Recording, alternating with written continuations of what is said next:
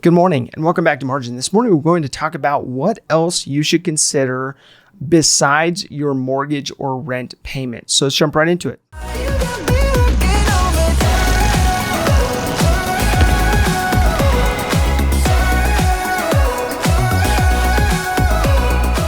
So one of the questions I hear the most is how much should you spend on a place to live? Now, this is no surprise, being that it is typically the largest expense or largest purchase that most people make. Now, being that we briefly looked at the mortgage component or the rent component in the last episode, you may be asking, you may be considering, what else should I factor in? Now, oftentimes people can quickly calculate the mortgage or rent on the dwelling that they live in, but how many people actually can tell you how much their home or their rental actually costs them?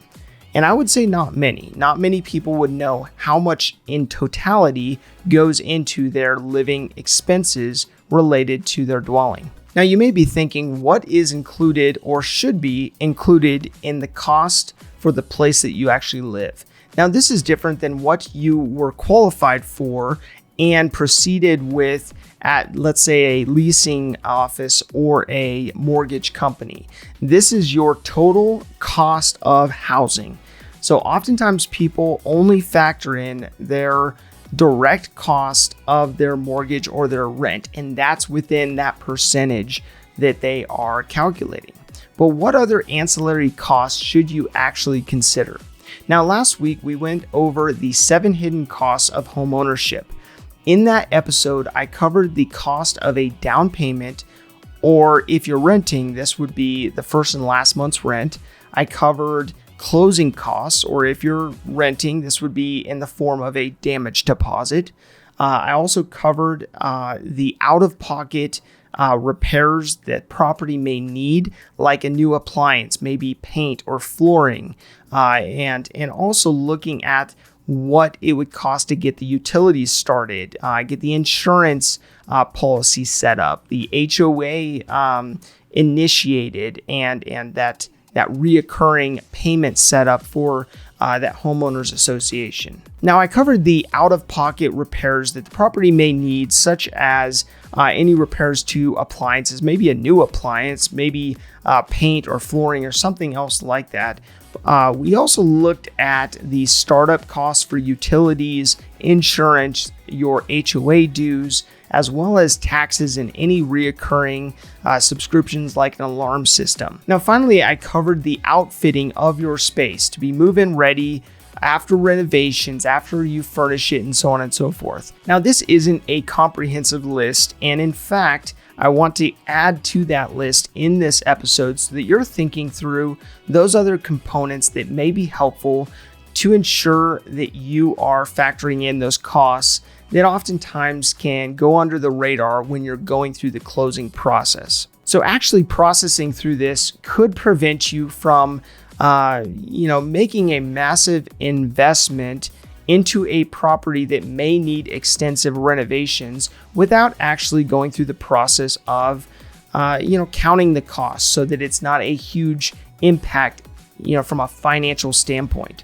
Now, oftentimes we get so excited about getting a new place that we don't actually go through the process of counting these costs. We don't look at the upfront costs close enough, or consider the recurring costs that will reduce our discretionary income as we're pouring more and more money into that property. Now, we can so easily justify these purchases because we want to make that house feel like a home.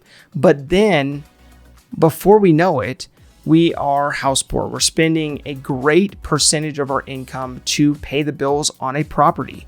Now, beyond this, we don't often consider how long we actually plan to live there. So we may not factor in if we plan to move in a year or two. We may not factor in the impact of capital gains if we move within that time frame.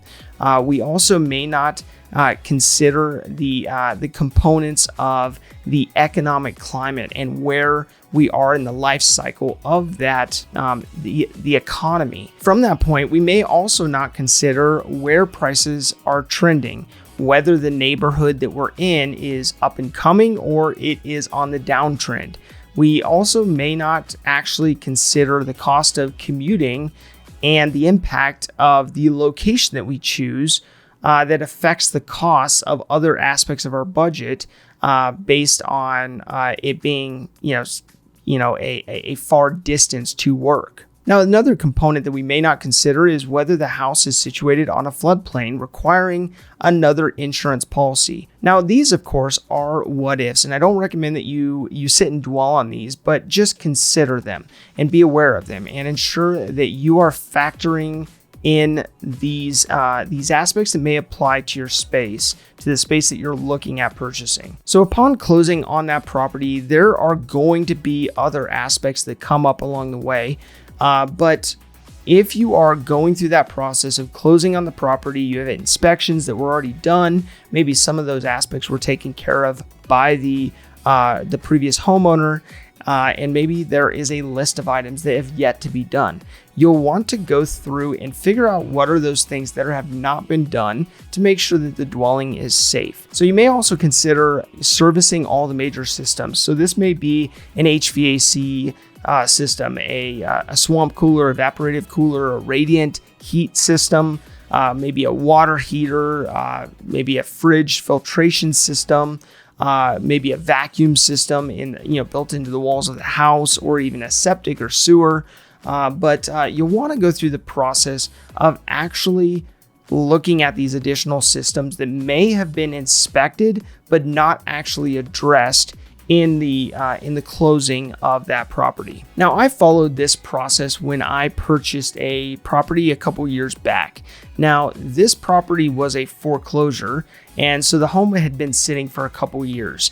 Now, the home didn't need a whole lot of work, but I did need to get it painted. I had to replace the flooring, light fixtures, landscaping, appliances, things like that. And I also went through the process of buying furniture for a space that was larger than my prior residence. So going through that process, I ended up investing about $42,000 into that purchase after I bought the house. And so this was all calculated in, of course, but nonetheless, it was a huge sum of money to make a house, basically a home, and make it into my home.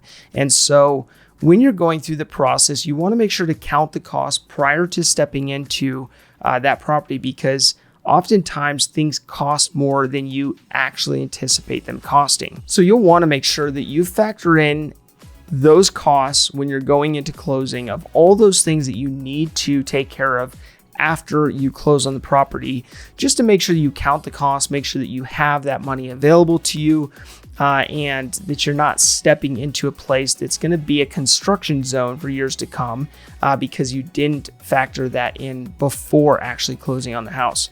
Now, my call to action today is to begin tracking how much actually goes into your dwelling.